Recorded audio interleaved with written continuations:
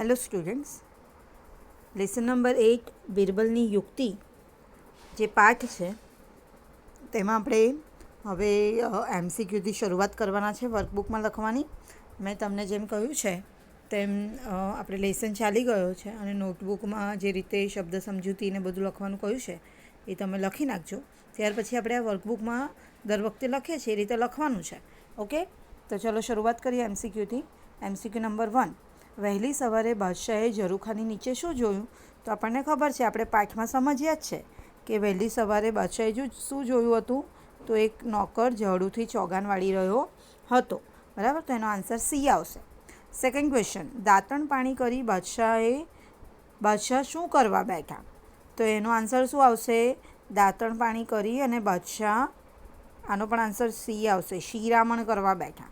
Okay. Third question, કોના ભાઈને સાપ કરડ્યો હતો?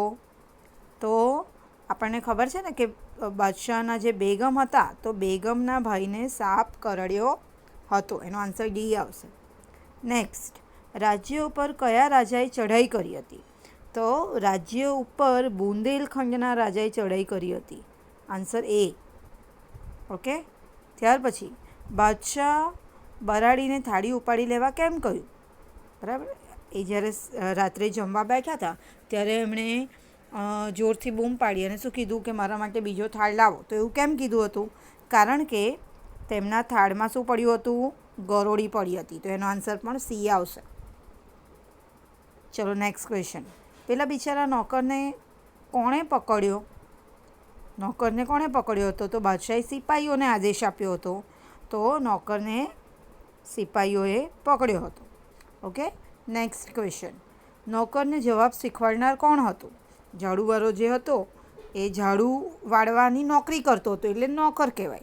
તો એ નોકરને જવાબ કોણે શીખવાડ્યો હતો કે તને જ્યારે ફાંસીના માછડે ચડાવવામાં આવે અને તને અંતિમ ઈચ્છા પૂછવામાં આવે ત્યારે તારે એવું કહેવાનું કે મારે બાદશાહના દર્શન કરવા છે. તો આ જવાબ એણે કોને શીખવાડ્યો હતો? તો બિરબલે શીખવાડ્યો હતો. બરાબર, એનો આન્સર બી આવશે. એનો આન્સર શું આવશે? બી. ઓકે. ત્યાર પછી ઝાડુવાળાને એની છેલ્લી ઈચ્છા પૂરી કરવા ક્યાં લઈ જવામાં આવ્યો? તો આપણને ખબર જ છે કે એને છેલ્લી ઈચ્છા પૂરી કરવા માટે બાદશાહ પાસે લઈ જવામાં આવ્યો. ઓકે, તો આપણા MCQ અહીંયા પૂર્ણ થશે. નેક્સ્ટ ક્વેશ્ચન એ છે એક એક વાક્યમાં ઉત્તર. તો ચલો શરૂઆત કરીએ. ક્વેશ્ચન નંબર 1, બાદશાહને જોઈને ઝાડુવાળાએ શું કર્યું?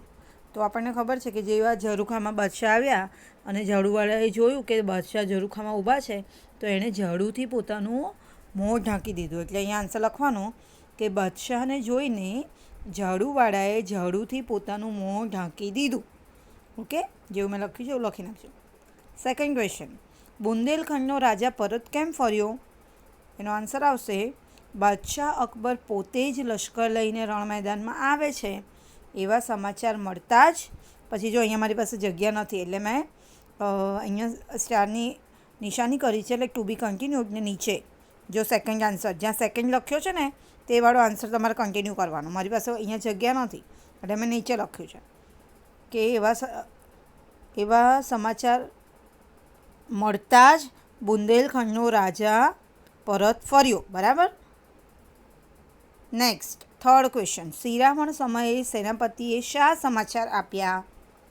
તો તમારે લખવાનું કે શિરામણ એટલે કે નાસ્તો કરવાના સમયે સેનાપતિએ બાદશાહને સમાચાર આપ્યા કે બુંદેલખંડનો રાજા લશ્કર, પછી નીચે કન્ટિન્યુ કર્યું છે મેં, જો આન્સર નંબર 3, લશ્કર લઈને આપણા રાજ્ય ઉપર ચડી આવ્યો છે. ઓકે. ત્યાર પછી ફોર્થ ક્વેશ્ચનનો આન્સર તમે અહીંયા જોઈ શકો છો. અહીંયા જે છે તે મેં સેકન્ડ ક્વેશ્ચનનો આન્સર લખ્યો છે, દેખાય છે તમને? બરાબર. અને અહીંયા જે છે તે થર્ડ ક્વેશ્ચનનો આન્સર લખ્યો છે કારણ કે મારી પાસે ઉપર જગ્યા નથી માટે. ચલો આગળ. ઝાડુવાળાએ તેની કઈ છેલ્લી ઈચ્છા જણાવી? તો એનો આન્સર તમારે લખવાનો કે ઝાડુવાળાએ બાદશાહ સલામતના દર્શન કરવાની પોતાની છેલ્લી ઈચ્છા જણાવી. ઓકે. ત્યાર પછી 5th ક્વેશ્ચનનો આન્સર, બિરબલ શા માટે મરક મરક હસવા લાગ્યા? તો એનો આન્સર તમારે લખવાનો છે, પોતે નોકરને શીખવાડેલી યુક્તિમાં સફળ થયા હતા, તેથી બિરબલ મરક મરક હસવા લાગ્યા. ઓકે, પોતે જે યુક્તિ શીખવાડેલી હતી તેમાં તેઓ સફળ થયા હતા, માટે તેઓ મરક મરક એટલે કે ધીમું ધીમું હસવા લાગ્યા હતા. નેક્સ્ટ ક્વેશ્ચન, બેગમનો ભાઈ કયા કારણે અવસાન પામ્યો? તો તમારે લખવાનું, બેગમનો ભાઈ સાપ કરડવાથી અવસાન પામ્યો. ઓકે, તો આ તમારે વર્કબુકમાં લખી નાખવાનું છે, અને આ જે MCQ છે તે અને એના ડાયરેક્ટ એના આન્સર જ તેવી જ રીતે એક એક વાક્યમાં ઉત્તર અને એના આન્સર આ બધું તમારે નોટબુકમાં 2 વાર લખવાનું છે. Question 1 time, answers 2 time. Okay, તો આમાં કોઈ કન્ફ્યુઝનનો સવાલ નથી. નાવ સ્ટુડન્ટ્સ, આપણે જે તમારી કમ્પો નોટબુક તમે બનાવી છે તેમાં આપણે લેટર રાઇટિંગ થઈ ગયું, બરાબર, વિચાર વિસ્તાર થઈ ગયો.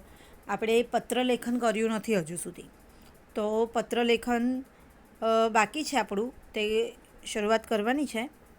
તો હમણાં આ પીરિયડમાં એક લખાવું છું અને પછીના પીરિયડમાં એકાદ પત્ર લખાવી દઈશું તમને, તો તમે લખી નાખજો. આ પત્રનું શીર્ષક છે કે તમારી નાની બહેનને શાળાની ગીત સ્પર્ધામાં પ્રથમ સ્થાન મળ્યું છે, તો તેને અભિનંદન આપતો પત્ર લખો, તેને અભિનંદન આપતો. ઓકે, કે તમારી બહેનને, નાની બહેનને સિંગિંગ કોમ્પિટિશનમાં ફર્સ્ટ સ્થાન મળ્યું હોય તો તેને કોંગ્રેચ્યુલેટ કરતો પત્ર તમારે લખવાનો છે. તો તમારી મિસ્ટેક ન થાય, અને સ્ત્રીલિંગ પુલ્લિંગમાં તમે હતું કે તેની પાસેથી આ મેળવ્યું એટલા માટે મિસ્ટેક ન થાય ને, એટલે નામને બધું સેમ જ રહેવા દેજો. ઓકે, એડ્રેસ લખી નાખજો આવી રીતે. અને પછી વહાલી બહેન ઈલા વાત કરવાની છે. તમને આ પત્રનો નમૂનો એટલા માટે આપ્યો છે કે તમને ખ્યાલ આવે કે કઈ રીતે તમે અહીંયા જુઓ છો, જોઈ શકશો કે પત્ર લેખનમાં હું તમને હંમેશા કહું છું કે એક જ લાઇનમાં બધું, અહીંયા તમે જુઓ સીધી લાઈન દેખાય છે ને તમને, અહીંયા આગળ આ બાજુ જુઓ એક સરખી લાઈનમાં બધું લખેલું છે, દેખાય છે? કોઈક પણ અક્ષર આમ તેમ દેખાશે નહીં. તેવી જ રીતે અહીંયા તમે જુઓ, હંમેશા આપણાથી નાનું કોઈ હોય, મિત્ર હોય કે બહેન હોય, તો વહાલી, વહાલું એવું કરી અને હંમેશા કોમા કરવો જરૂરી છે, બરાબર. શરૂઆતમાં જ્યારે તમે પત્ર લખો ત્યારે પહેલાં એડ્રેસ લખો પરફેક્ટ પિનકોડ સાથે. ઓકે, ખાલી તમારે એક ચેન્જીસ શું કરવાનું છે, અહીંયા તારીખ એ તમારે લખવાની છે. ઓકે, તારીખ અહીંયા જે છે ને તે તમે મંડેની એટલે કે 12 તારીખ લખવાની છે. ઓકે, 12/10/2020 એવું લખજો. ઓકે, ખાલી આ તારીખ તમારે ચેન્જ કરી દેવાની, અને જે આપણે કરાવીએ જ છે કાયમ. ઓકે, એટલું ખાલી કરજો. ચલો, અને જેમ આપણે વાત કરીએ એમ કોઈનું પણ નામ લખીને કોમા કરવો જરૂરી છે, એ ખાસ જરૂરી છે, ખાસ ધ્યાનમાં રાખજો. ત્યાર પછી તમારે લખવાનું, તારો પત્ર મળ્યો, તને તારી શાળાની ગીત સ્પર્ધામાં પ્રથમ સ્થાન મળ્યું એ જાણીને મને ઘણો આનંદ થયો. હું તને તે માટે ખૂબ ખૂબ અભિનંદન પાઠવું છું. તને ગાવાનો શોખ છે, એટલે જ પપ્પા તને સંગીતની તાલીમ અપાવી રહ્યા છે, બરાબર. ગાવાનો શોખ હોય તો ખાલી ગાગા ના કરે, એના માટે ટ્રેનિંગ પણ લેવી પડે, રિયાઝ કરવો પડે. તો અહીંયા જે મોટા ભાઈ છે મિલન, તે કહે છે કે એટલા માટે તને સંગીતની તાલીમ અપાવી રહ્યા છે. હવે અહીંયા તમે મિલનની જગ્યાએ જો તમારે તમારું નામ લખવું હોય તો લખી શકાય, પણ પછી પત્રના લેખન કરતી વખતે તમારે બહુ ધ્યાન આપવું પડશે. તો એટલા માટે હું નામ ચેન્જીસ નહીં કરાવતી, નહીંતર તો તમને પછી તમે અહીંયા છોકરીનું ઉપર નામ લખો અને પછી અંદર પત્રમાં લખવામાં મિસ્ટેક કરશો પાછા. એટલા માટે હું તમને સેમ નામ રાખી મૂકવાનું કહું છું, બરાબર. એટલે સેમ જ રહેવા દેજો. એટલે જ પપ્પા તને સંગીતની તાલીમ અપાવી રહ્યા છે. તારી શાળામાં પ્રાર્થનાની ટુકડીમાં પણ તું કાયમ જ હોય છે, બરાબર. જેવી રીતે આપણને ખબર છે ને કે પ્રેયર માટેની એક ટીમ બનાવી હોય, તો સારી રીતે ગાઈ શકે તેવા જ લોકોને લેવાય ને. તો અહીંયા એના ભાઈ એવું જ કહે છે, તારો કંઠ મધુર છે. કંઠ મધુર એટલે કે તારો ગળામાંથી નીકળતો અવાજ સ્વીટ છે, એમ સ્વીટ, મધુર. મને ખાતરી છે કે તું સંગીતના ક્ષેત્રમાં ઘણી સારી પ્રગતિ કરી શકીશ. મને તારા મધુર કંઠે ગવાતા ગીતો સાંભળવાની ઘણી ઈચ્છા થાય છે. જો પેરેગ્રાફ તમે પત્ર લખશો ને ત્યારે મિનિમમ 2-3 પેરેગ્રાફ તો હોવા જ જોઈએ, અને મેક્સિમમ 4 પેરેગ્રાફ. અતિશય પેરેગ્રાફ પણ નહીં હોવા જોઈએ. ઓકે, તો આ બધી વસ્તુઓ ધ્યાનમાં રાખવાની છે તમારે. આગળ એના ભાઈ શું લખે છે કે મને તારા મધુર કંઠે ગવાતા ગીતો સાંભળવાની ઘણી ઈચ્છા થાય છે. હું ઘેર આવું ત્યારે તારા ગીતો મને ગાઈ સંભળાવીશ ને. હું તને સારા ગીતોની એક કેસેટ મોકલી રહ્યો છું, બરાબર. મને વિશ્વાસ છે કે એ તને પસંદ પડશે. સંગીત ક્ષેત્રે વધુ પ્રગતિ માટે શુભેચ્છાઓ પાઠવું છું. મમ્મી પપ્પાને મારા પ્રણામ. તારા ભાઈ મિલનના શુભાશીષ. બરાબર. અહીંયા મમ્મી પપ્પાને મારા પ્રણામ એવું કેમ કહે છે? કારણ કે ભાઈ છે તે ભણવાના લીધે થોડુંક અલગ જગ્યાએ રહે છે, બરાબર. અલગ જગ્યાએ ભણી રહ્યો છે અને બહેન તે માતા પિતા સાથે રહે છે માટે. ઓકે, તો અહીંયા સમજવાનું છે. પછી પત્રની પૂર્ણાહુતિ કરતી વખતે તમારે આ વસ્તુ ધ્યાનમાં રાખવાની છે. જો તારા ભાઈ મિલનના શુભાશીષ મોટા હોય તે શુભ આશીષ એટલે આશીર્વાદ આપી શકે. ઓકે, એટલે તમારે હંમેશા પત્ર પૂર્ણ આ રીતે કરવાનું, ભૂલ્યા વગર. તો અહીંયા તમારો પત્ર પૂર્ણ થાય છે. આ પત્ર લખી નાખજો અને નેક્સ્ટ પીરિયડમાં હું બીજો પત્ર લખાવી દઈશ. અને ટ્યુઝડેથી આપણું રિવિઝન માટેના જે યુનિટ ટેસ્ટ આવી રહ્યો છે તેના માટેનું રિવિઝન માટેના લેસનનું પણ હું તમને નંબર્સને બધું આપી દઈશ. તો એ રિવિઝન પણ તમારે નોટબુકમાં 2 ટાઈમ્સ લખવાનું છે, વિધાઉટ ફેલ. ઓકે, જ્યારે પણ હું ટ્યુઝડેના રિવિઝન આપવાનું સ્ટાર્ટ કરીશ તો તમારે વિધાઉટ ફેલ તમારી નોટબુકમાં રિવિઝનનું પાર્ટ બનાવી દેવાનું અને 2 ટાઈમ્સ લખવાનું છે. તો આટલી વસ્તુ ધ્યાનમાં રાખજો. Okay, thank you so much.